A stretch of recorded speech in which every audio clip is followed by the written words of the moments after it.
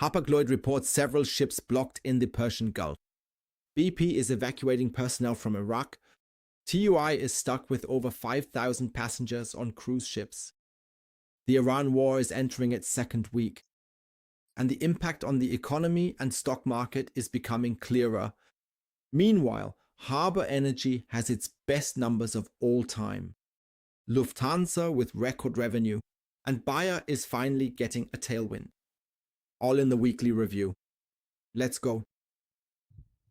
Welcome back to MB Capital Strategies. My name is Marco. Week 10 was marked by the aftermath of the Iran war and its impact on practically every sector. But there were also strong quarterly figures and strategic decisions for several portfolio assets. Let's go through them all one by one. The Strait of Hormuz remains effectively closed. What was new this week? Hapag-Lloyd specifically reports that several of its ships are blocked in the Persian Gulf due to the closure. War risk surcharges continue to apply, $1,500 per standard container. Hapag had previously warned of operational disruptions. BP is evacuating foreign personnel in Iraq after a drone incident. BP stock at a 52-week high of $39.51. The market is rewarding the oil price rally.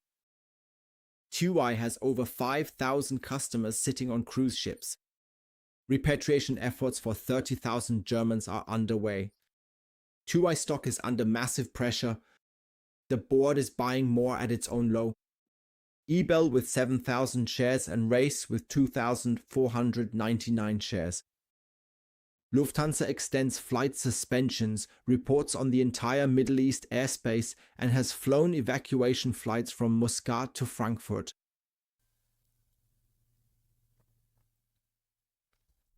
The oil price continues to trade above $80. OPEC Plus decided on Sunday to increase production by 206,000 barrels per day for April. That doesn't even come close to compensating for Hormuz. The question remains, how long will the closure last? Every additional day drives up the risk premium. Shipping continues to benefit directly. Hapag-Lloyd stock is rising after the escalation due to higher freight rates despite the blocked ships. War risk surcharges, direct margin increase. Global Ship Lease reports stronger cash flow for 2000. Global Ship Lease reports stronger cash flow for 2025. And increases the dividend and renews the fleet. A solid container leaser that shows stability in exactly this uncertainty. Nordic American Tankers founder and vice chairman are buying together 400,000 shares. When insiders buy more of a tanker stock at record levels, it's a strong signal. Genco Shipping expands its credit facility by $80 million for 2 Newcastlemax ships and invests in new tonnage. Antero Midstream at 52-week highs at $23. Flex LNG reaches a higher 52-week high at $28.16. My shipping portfolio continues to benefit. The Iran premium on freight rates and tanker rates persists.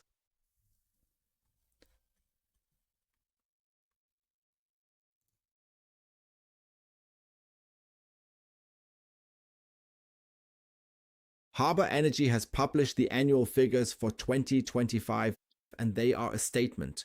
Record production of 474,000 barrels per day, which corresponds to plus 84%. Revenue of $10.3 billion plus 66%. An EBITDA of $7.2 billion up 77%, and a free cash flow of $1.1 billion compared to only $0.1 billion in the previous year. Unit costs down to $12.80 per barrel. Plus, the Airlog acquisition for $3.2 billion in the US Gulf was completed. New dividend policy with a 45 to 75% free cash flow payout and over 8% dividend yield. I've made a separate deep dive video about it, so feel free to check it out. I've done a complete 9-point analysis here. In general, you can find the video on the channel. The short version Buy, but with patience regarding debt reduction. Plus, I even determined the entry point using a fib retracement where an entry might be favorable. Just go ahead and take a look at it. Lufthansa with record revenue. Lufthansa delivers paradoxical figures. Record revenue and adjusted operating result of 1.96 billion euros for 2025. At the same time, it narrowly misses the DAX return and struggles with the Middle East crisis. The situation, flights to the Middle East completely suspended.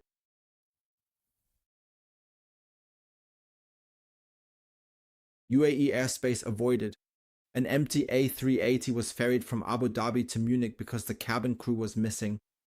At the same time, Lufthansa is looking into expanding direct connections to Asia and Africa as the Middle East is currently out as a hub. Barclays confirms underweight and lowers the price target. Positive. Pilots and lowers the price target. Positive. Pilots from the VC cockpit are foregoing strikes for now due to the escalation in the Middle East. That was a risk factor that is off the table for now. The record revenue shows operational strength, but the Middle East crisis weighs on the outlook. Currently a hold position for me. Now let's move on to Bayer, and finally a ray of hope. The most important news of the week for Bayer. A US court has preliminarily approved the glyphosate class action settlement. This is the $7.25 billion deal that is supposed to finally end the Monsanto era. Bayer wants to put the Roundup story behind them. CEO Anderson criticizes the US litigation industry. But Bayer expects another challenging year in 2026. The provisions are pushing it into the red, at the same time positive. The FDA has approved the expanded use of the Medrad MRX Perion injector, a small building block in the pharmaceutical sector.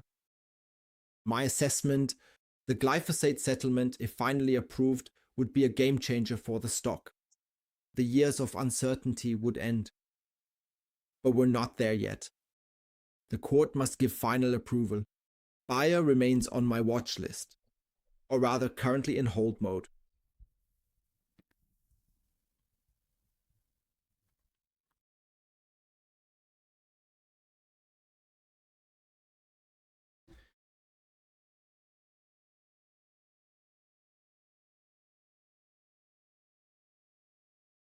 Now let's move on to German industry in a quick run through. BASF, JP Morgan confirms underweight. Bernstein, on the other hand, keeps it at outperform. DZ Bank upgrades to buy. BASF stock falls after Middle East escalation due to higher energy prices. Chemicals need cheap gas. Divided analyst field, no consensus. I'm staying on the sidelines here.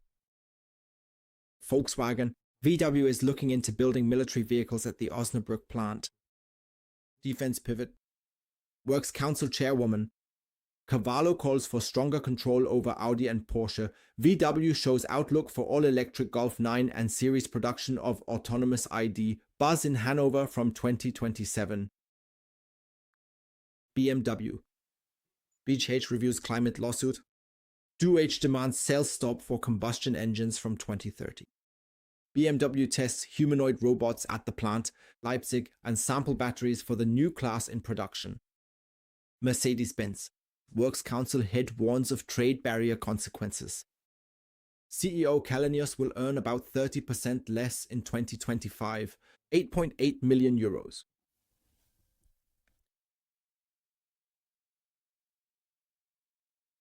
Now let's move on to further highlights, specifically positive ones. Philips 66 at a 52-week high. ConocoPhillips at $200. Cashflow should double by 2029. Total Energies JP Morgan raises to overweight with a €75 target. Devon Energy beats Q4 revenue, plans Coterra merger. Enbridge expects 5% annual dividend growth until 2030. JD.com rises significantly after quarterly figures. Negative. Intel falls 6.5% in February after weak Q1 forecast.